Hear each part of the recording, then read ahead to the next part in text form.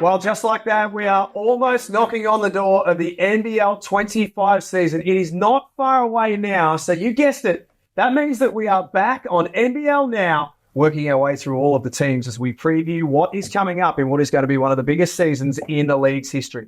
These are our special roundtable episodes. We're going to get together and work our way through all 10 teams, what we like, what we don't like, and what it's all going to look like for them heading into the season. And we thought, what better way to start than to get the two back together who, well, pretty much any time they get together, they argue, they fight, and then they walk out of here and shake hands, and you just never quite know what's going to happen next. I speak, of course, of Damon Lowery and Derek Rucker. Play nice, you two. I don't have a problem. Like last year, even though Derek said, I'm never working with him ever again. No, we got there in the end, and everybody don't have to worry. You're not going to see us for every single one of these teams. No, it's great. And Damon, welcome back from Paris. Sorry you didn't get that medal. I thought you guys were a lock to get it, but you held yourself up well, and good luck to you in the future. No, thanks, man. Appreciate it. It was a rough. I'm proud and disappointed at the same time, but hey, life moves on. Yep. And it does move on quickly for you. You got back home, and not long after you returned, we called and said, can we get you in for one of these? And you're like, well, I can't get Derek Rucker out of my life. I'm at home. I'm working my way through some stuff at home, and he appears again. Yeah, because you remember, like, let me take you guys back to 1994. There's this magazine came out, used to be called the One-on-One magazine. Jack, are you familiar with the One-on-One magazine? That's my childhood right there. Now, I actually have a lot of memorabilia, so what I would do is I would go through it every now and then just to see what's been happening, just to reminisce. So I'm scrolling through it. 1994, what is that, 30 years ago? Yep. You know that they would put a poster on the inside of every one of them. And I said, I wonder who the poster is. And I look, and I open it up, and it's Alonzo Mourning. Oh, I like the one. Oh, yeah. Tremendous player. Georgetown. Yeah. But then on the flip side. Oh, hello. Look at this dude. What's the odds?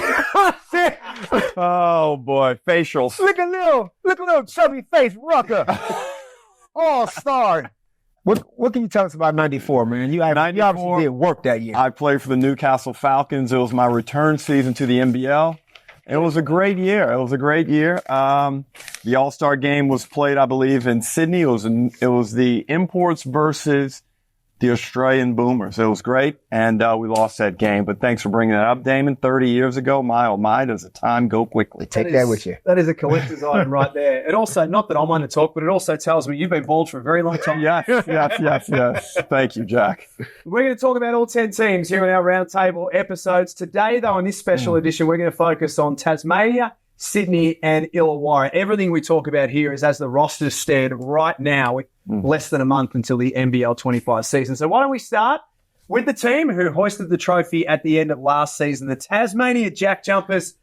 They brought together or back so much of this team from last season. The obvious main piece missing, though, is Jack Heverin. That's a big loss, obviously. A guy who hit the biggest shot in NBL history, ultimately kind of stimulated that championship run from that moment onwards. We've seen where he's gone on from that moment. Now a member of the Houston Rockets in the NBA, got that two-way deal, and Tasmania have a huge void to fill there. I think they've done a moderately good job of trying to adjust that roster because it really was a late change. And also, when you lose a local of that stature, that's a big plug to try and fill. And Damon, I'm just not sure. My gut tells me they're not quite at championship level. However, you can't deny the spirit of what they create, the corny defend the island mantra that they live by, but that's effective. And we saw it firsthand, Jack, down in the championship series. They believe if Scott Roth tells them that the sky is purple, they believe the sky is purple. What Scott says goes, and what he's done down there is really an amazing story in Australian sporting history. On top of that, everything you said, agree with, except for the corny line about defending the island. I don't think it's corny, Tasmanians, but they also got the Ant Army. Yes. They got all those supporters there. The stadium is not big enough. Everybody knows this. They pack it in there and you feel like you are literally in a Coliseum. What I like about the Jack Jumpers this year, what they've done is they've kept the core, everybody together. Sometimes coaches panic, Jack, and they think, let's make change just for the sake of making change, and you can kill your own team's momentum. I feel like the Jack Jumpers got all the momentum in the world. And yes, they are missing out on Jack McVay, who is, we all know what Jack brings to the table. But everybody else is there. And what they have is a hunger. And what I feel like they're going to get more out of as we talk more about the individuals is a guy like Majuk Deng, who missed maybe 10 games last year, had an Olympic campaign himself. He's coming in with a brand new, I think, fresh start to this season. Everybody knows what he can do. You bring him to the table, and then you add a piece like a Craig Sword, another defensive lockdown kind of a guy. So all the Tasmania JackJumpers values are still intact. They're going to defend the island. They're going to defend everybody else. They're going to keep the score down. And the one hiccup I thought they might experience could be championship hangover. But with Scott Roth, what do you think? Do you think he'll let something like that slide? I don't think so. And if we get more specific and look at the imports, you mentioned Craig Sword. He is a very good basketball player from all reports. Balanced, defensive focused, and he'll fit in no problem. But they still have these two dynamic game breakers in Milton Doyle and Jordan Crawford who carry forth the intelligence of how to win basketballs. They carry forth the culture. They bring with them the ability to win games. We've seen both of these guys individually put Tasmania in positions to win games. And in game 5, we saw Jordan Crawford erupt for 19 points after most of us totally dismissed. Not me. After most of us totally dismissed his impact in that championship series. I have a new level of respect for him because he was able to withstand all the pressure during the 2 weeks of that championship series, hold his head high. We saw it up close, Jack. The guy showed up with the same attitude, the same determination, the same professionalism night after night. And when it mattered most in that first quarter, he saved them. He kept them in the hunt in that first quarter, maybe even got them out to a little bit of a lead, but he gave them the mojo in that game, to which eventually led to them winning the championship. So with all of that being said, and I agree completely, Damon, the other side to that argument, though, is that in the semi-final series against Perth, they isolated Jordan Crawford. And Scott Roth had no other choice but to go with Sean McDonald, and Jordan Crawford had to sit on the bench. What does that look like coming into this season, though? Will other teams go to school on Jordan Crawford? There's going to be opportunities out there for the teams to exploit him. That's just what happens. But on the other end of the floor, he's going to have mismatches too, especially in the open court. One thing about the little big man is he now understands the Jackie way. Now, Craig Sword's going to have to come in and learn this Jackie way. He's saying he's going to come in and ball for this championship winning team. Jordan Crawford learned that he has to blend his game because there's going to be times it's going to call for Shawnee Mack. And you can't take that personal. It's got nothing to do with that. It's about the X's and the O's and the matchups. Jordan understands that now. Now he can say that to Craig Sword. Hey, man, you might come off the bench one game. You might start another game. We ain't going to make a big deal about it because this is a big picture stuff. Tasmania they're on the verge of a dynasty. Now, I'm not going to say they're going to win it. It's too early for saying that kind of stuff. But they're going to go a long way because they already have their culture. Everybody understands it. Only one guy needs to understand it, Craig Sword. That's true. And the other guys, so let's talk about the locals, Magne, Krislovic. Krislovic is a massive part of their success. Again, you talk about being able to rally guys around who might be going through adverse moments. Who spearheads that leadership and that momentum? And you got guys like Drimmick. While other clubs may not have valued them when they were out in that free agency loop, Tasmania and Scott Roth and Darren Smith and all the crew down there did. And that's now why we're talking about them first up as the championship winners. The depth, with that being said, I mean, we've seen their depth chart. We'll see it on screen now again. They don't want so much, do they? I mean, the 4 spots. But at the same time, Jack, it doesn't blow me away. No, I'm not looking at them like Sydney, but yet I know if I put them up against Sydney, I'm not making Tasmania the underdog right now. It's just enough, isn't it? Yeah. It's not too much. Their style of play is a player. The Jackies, the way they play is a player in itself. The way and their crowd. And their crowd, absolutely. Like I said, there's something about when you win, you've already won it, you coming in with a whole different chip. Now, can they keep that edge? That's the only thing I can see could be a hiccup. We've all won championship. Sorry. I won a championship, and it was hard that next year. No. And this is, and let's talk about, let's put this in the whole scheme of life, okay? Because, you know, I'm more handsome than you. I was more talented as a player, but yet you have a championship and now you're an Olympian. Life is not fair. Last one on the Jack Jumpers. And I think it was where you were going before you took Derek down. They've had 3 seasons where they've been the underdogs, and they've really used that as part of their entire mantra. They can't be the underdogs now, can they? No way. See, I disagree. I think you can embrace within yourself an underdog sentiment. Brian Goorjian has done a lot of this his whole career, where it doesn't matter what everybody else thinks. All that matters is what we think as a collective. If Scott Roth is pumping, hey, they all hate us for whatever reason, that works. That works. And when you combine that with all the other things that they do, like, you know, they go up and they do these retreats in Tasmania and they visit little towns and all that stuff adds up. That all adds up to W's. I like it. Absolutely. Music to the ears of Tasmanian fans. For the Illawarra Hawks, they were one of the most incredible stories of last season. They were in ruins early on. Let's face it, the things weren't going well. They make a change of coach. They turn to a guy who had spent most of his entire basketball coaching career coaching high school kids and talented young players. They put him in charge of this team. And at one stage, he looked like Coach Carter. He did turn the entire thing around, and they went to a semi-final series, the Hawks, and very nearly beat Melbourne in Game 3 of that series. What happens next, though, for the Hawkies, Dave? Well, this is the next stage now. Now, Justin Tatum, all he did last year, in the words of my famous fantasy ex-girlfriend, Janet Jackson, what have you done for me lately? Don't nobody care about last year. So now Justin has a full year, Derek, under leadership. He brings in everybody with the exception of Gary Clark. Gary Clark has gone off to do Gary Clark stuff. But now we get to see what he can do with his whole group for the whole season. No excuses. They are deep. They lose point guard Justin Robinson. But I think they upgrade that position with Trey Kell. That's an upgrade in my opinion. They're big across the board.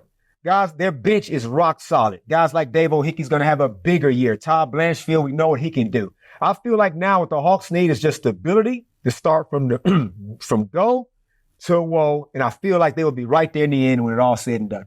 Well, this is their chance, right, to establish themselves as a perennial power. And as you said, all you want to be is in the hunt at the end of the season. You want top 4 finish after top 4 finish year in, year out. And I think that possibility exists now for Illawarra. I don't like anything about their bench, though. You don't like anything about it? Not much. Can we cut the tape? I mean, I like Hickey a little bit. I like Lee.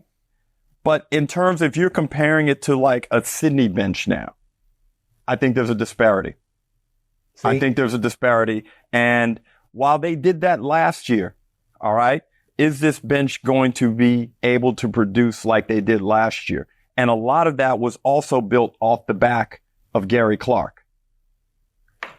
You see there? See, this is what happens when you bring in big city people from big city towns. They always try to downplay and beat up on the little grimy, gritty little regional towns. That bitch, yeah, it might not be now NBA type dudes. But well, okay. What? See, I'm counting Ulbrich as a starter. Even if the import 4-man shows up? Well, that remains to be seen. But is Hickey going to be able to give you what he did last year at that level late in the season and in the playoffs? I got no doubt in my mind he will. Okay. No doubt in my mind. I feel like, and I got to spend, I don't want to shift this too much to 3x3, but I got to spend some time with Dave O'Hickey during the Asia Cup. Got to see him firsthand, close up. Highly impressive. My God, highly impressive. But that whole bench, they are built for these type of moments. They like it when you guys just kind of turn your nose up at them. They like that. They just gives them an extra edge. We talk about the edge that JackJumpers used to have when they was the underdog. The Hawks bench has this edge. They feel like, bring us whatever you got. They had the Melbourne United. Had them. Now, like I said, what had them here? Had them, man. In game 3? Maybe not 3. Maybe not 3. But they was right there to go to the championship series. Okay, and I do like your point about that small town ethos and what you're able to do, but sometimes that can also lead to a little bit of loss of reality and the big picture because you're existing in a bubble. And is this bench better than last year? Go back to one of your points. You had Lockie Olbrich as a starter, and there's a lot of buzz coming out of Illawarra right now about Lockie Olbrich just coming off winning the MVP in the New Zealand National Basketball League. Even if they get an import for, and at the time of recording, they are considering a few different options that are being reported. Do you still see Lockie Olbrich as the starter and bringing the import off the bench? I'm not starting Lockie Olbrich with all due respect. I feel like Lockie Olbrich could easily be in the NBA in another year to 2 years' time. Easily. He's got that much talent. Well, then why wait? Because I'm trying to win an NBL championship. Fair. I'm trying to win an NBL championship. I don't think starting Lockie would do that, but Lockie, you're going to get major minutes. Major. And Sam Frawling, what's the day today? What time is it? Let me just go on record right now and say, Sam, I'm tired of your 17-8, man. 17-8. I need 22-15. It's time to dominate. You know you got the talent, Derek. 17-8, man. Come on now. 17-8 within this team is solid. Trey Kell is a very good basketball player. Trey Kell can get you 15, 16, 17 points a game. We saw what Harvey's capable of. I think last year in the playoffs, we started to get a true indication of what a complete Tyler Harvey looks like. Do you really need that from Sam? Because there's a point at which too much productivity from Sam may start to affect the balance of productivity throughout that team. But I hear you. Please, Sam, have the capability once or twice a month to give me 25 and 15. I agree 100% with you, but I disagree on the Lockie Olbrich. I need him in the starting lineup. I don't want to put pressure on an import who may be arriving late to the mix to try and figure things out as a starter. Let's get Olbrich in there. And then that gets back to my point about the bench, because that does weaken the potency of that bench. But I'm going to sacrifice that because I need Olbrich in there. I need to find out right now what he's capable of. So last season they went to a semi-final series and very much pushed Melbourne all the way there. Yep. Where should our expectations be for Illawarra this time around? Are they a top 4 team again? Are they a play-in team, or are they on the fringe? I got them as a top 4 team. Top 4 team because they've already got the taste of what it's like to be in the Final Four, in the semifinal. Yep. They was on the road, hostile environments, and they was right there. And the only thing, like I said, they had an interrupted season. We're not going to use them for excuses in NBL 25. But last year, they did not get to start the way they got to finish, if you know what I'm saying. Now Justin can just pick up where he left off. He doesn't have to reinvent the wheel with this team now. He can just go, remember that last year, fellas? That's what we're starting off with. We only have to introduce one guy, the import. Trey Kells, you know how to play basketball. You'll slip right in. Your basketball personality, I think, suits the group already. So all we need is Tyler Harvey, do your thing. Sam Frawling, be a little bit more dominant. You leave points on the board because you don't shoot that jumper there. That 15-footer, that Melvin Thomas, consistent 15-foot J. If he could just add that, shout out to Melly Mel. If he could just add that, because the league, I feel, a lot of teams, not Tassie and Adelaide, small front courts. Yeah. Small front courts, so Sam's going to have to be extra dominant, in my opinion. I think that Illawarra are like 5, 6-ish. However, there's going to be so much enthusiasm in the Wollongong region based on the success that they saw last year that they're going to be a really tough team to beat down in the Gong.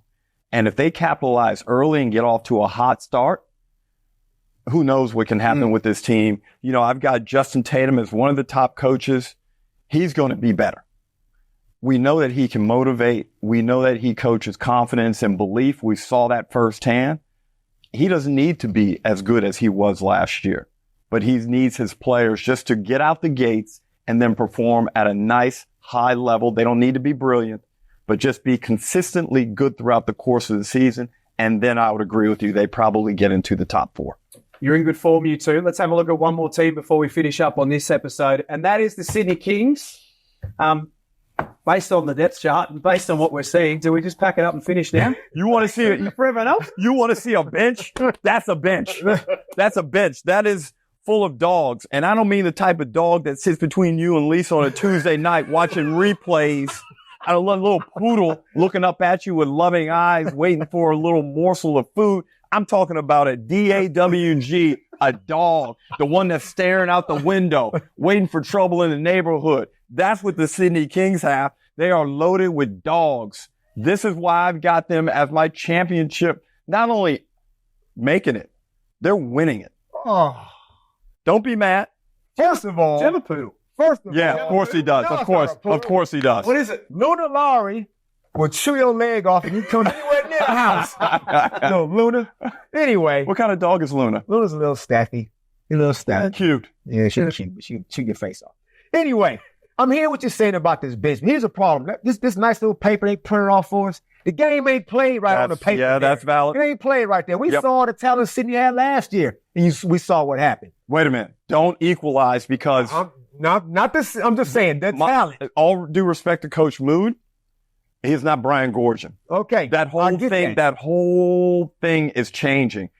All that stuff you saw last year, throw in the bin, compartmentalize it because that is not going to show up this year. I'm hearing you, but I'm talking about just because you see talent, because you get gassed up on the shiny things. Yes. Now I'm getting gassed up on the actual. What is it? Show me first. Don't just tell me about it. Now I'm looking at the Sydney roster, and yes, everybody's deep. But guess what? This ain't a 6'5" and under league. It ain't a 6'6" and under league. And you know this is a big question mark for the Kings. Now, who's the center? Cameron Oliver? Love Cameron Oliver, by the way. And he gonna ball out. But has he grown? He has not grown since we've seen him last. Now, who's your backup center? We're gonna see a whole bunch of Xavier Cooks playing small ball 5 and all these 6'4", 6'5" dudes running around. Now, in saying that, Jack, their perimeter defense will be probably the best we've ever seen in the league. Ever in the league. They've just added Galloway back in. Oh, my God. But when that shot goes up on the glass, will they be able to get the ball? So you're right. And the size of the bigs in the league this season overall is going to be smaller. We lost JLA. We've lost Haporti. We lost Sarr. We lost Baines. There are a number of sizable big men that are no longer in the league. They lose Jordy Hunter, the Sydney Kings, to Southeast Melbourne. Boy, I wouldn't mind seeing him in the Sydney Kings uniform, but it hasn't happened. That is their challenge. How do they overcome, especially late games, especially 2-game weekends, especially half-court grind playoff games? How does Brian Gorgian work this out so that this team is capable of winning those types of games? When the ball is up on the rim, the tallest dude usually has the best chance of getting it. Well, heaven forbid, and touch wood, obviously, but if Xavier Cooks gets injured, what happens next?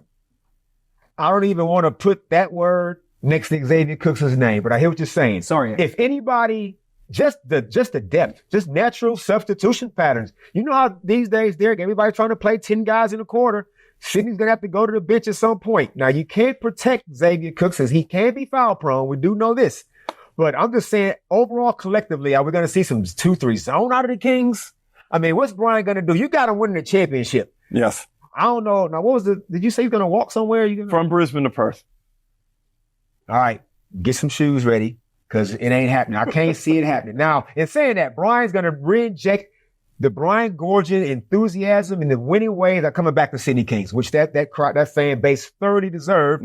But to get over that hump, I got them top 4, but just not quite tasting that championship champagne yet. I just anticipate a really upbeat defensive team that tries to force the opposition into bad decisions, quick shots, so that you're not set, so that the offensive team doesn't get the chance to run offense and get into that offensive rebounding, that traditional triangle that we always strive for. Nowadays, they don't send that many people to the glass, but the basic effect is trying to eliminate the other team's bigs. And how do you do that? Sorry, Jack, let me hit you one more.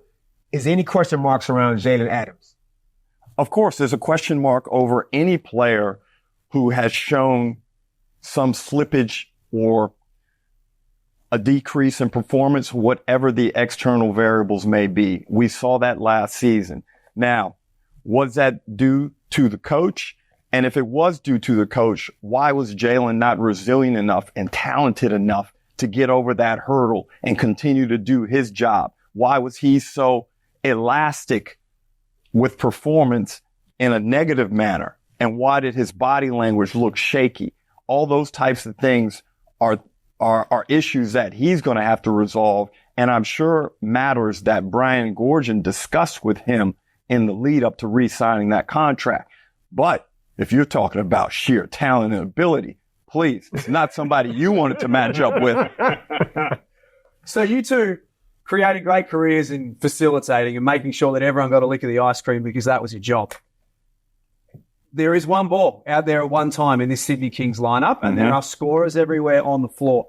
How do they make that work? We have seen before in this league where teams that are absolutely loaded from 1 through 5 and then the bench, it doesn't always necessarily equate to a winning result. How do they make this all work with so many stars on the floor? What they're going to have to do is they bring in a guy like Bull Quall. Bull Quall, baby. Bull Quall, defensive menace, a pit bull. Shooter too. Don't underestimate his shooting ability. But a quiet guy. Stay with me on this one. Jalen Adams, who's already showed us he can be sometimey with his application. Okay. Now you bring in a Jalen Galloway, bring him back. A quiet guy. What I'm saying is, who's the leader of the Sydney Kings team? Now, are we just going to default say Xavier Cooks is the leader? Okay. Yep. Xavier Cooks is the most. He's their best player in my opinion. Okay. You're the leader. But who actually gets guys together and says, this is how we playing? I don't know if we need to bring back the days, Derek. Let's all go to the pub. Let's sit down, have a couple pints, schooners, and talk about how we're going to mesh because we got so much talent. See, what the NBL has turned into now, there used to be 7 guys and 3 bench guys. And them 3 bench guys was not going to mess up nothing. Yeah. Now you got 2 starting 5s in a team. Everybody got their egos. Everybody's thinking they can be in the NBA. How does that all come together? I don't know how you do that without going to the pub. There's 3 guys who I think are central in that, making sure basically you're talking about the chemistry and making sure that whatever the message is from the coaching staff is accepted and adhered to by the playing staff. There's 3 guys, Sean Bruce, Isaiah Leafa, and Quad Noy. Those are your 3 guys that I would think are going to be instrumental in ensuring that everything runs smoothly and to plan. And Sean Bruce is a 2-time championship winner. He is that guy that can get it done for you. Isaiah Leafa, I think, is trying to make a name for himself and stabilize his career. We've seen him go from New Zealand here. We've been all over the place in just a short period of time. Now is a chance with a landmark franchise for him to lock in and find a role. I want to challenge you on that a little bit, though, because 2 of those guys were there last year. Quad Noy and Sean Bruce were there last year, and there were times, we saw him every Sunday, where it totally lacked leadership. So how does it change? I don't see... Is it the coach that changes all of that? Well, I think so. And the thing with Bruce and Noy, I know the strength of their personalities, but it is also, your point is valid.